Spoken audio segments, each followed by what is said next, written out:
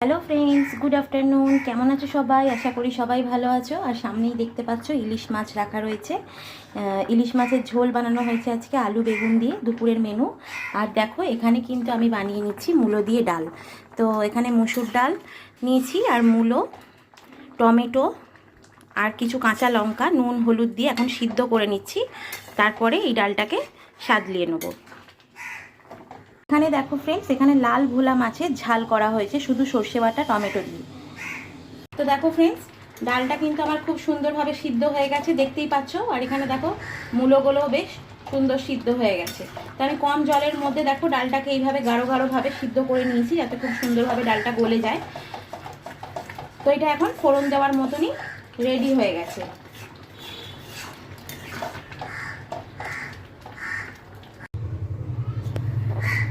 তো দেখো ফ্রেন্ডস, এখানে আমি ডালে ফোড়ন দেওয়ার জন্য কড়া বসিয়ে নিয়েছি। তার মধ্যে দিয়ে দিচ্ছি আমি সর্ষের তেল, দিয়ে দিচ্ছি তেজপাতা, দিচ্ছি শুকনো লঙ্কা,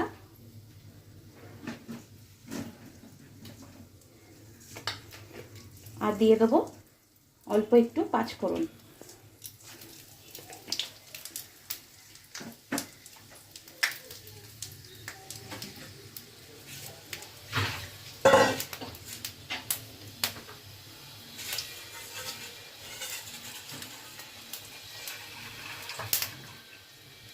তো দেখো ফোড়নটা কিন্তু রেডি হয়ে গেছে।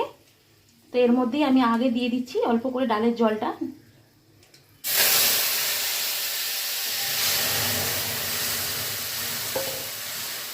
এবার আমি পুরো ডালটাই দিয়ে দেবো।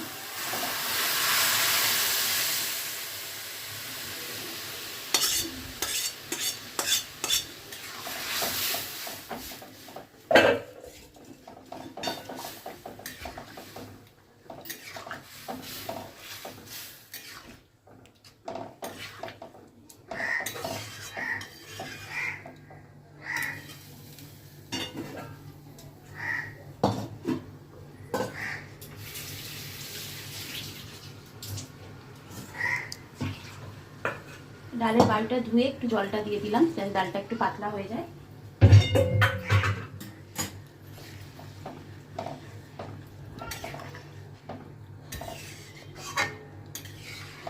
তো দেখো ফ্রেন্ডস, ডাল কিন্তু একদম রেডি। এর মধ্যে এখন দিয়ে দেবো একটু ধনেপাতা।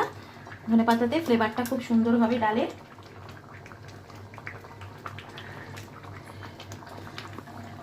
সো ফ্রেন্ডস, মূলো দিয়ে ডাল তোমাদের কাদের কাদের ভালো লাগে একটু বলো। মূলোটা আমার যদিও পছন্দের নয়, খুবই অপছন্দের একটা জিনিস, বাট আমার বাড়িতে সবাই খুব পছন্দ করে, তাদের জন্য এই রান্নাটা করা।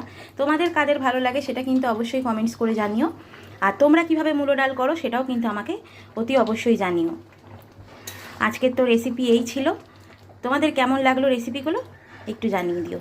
Thank you.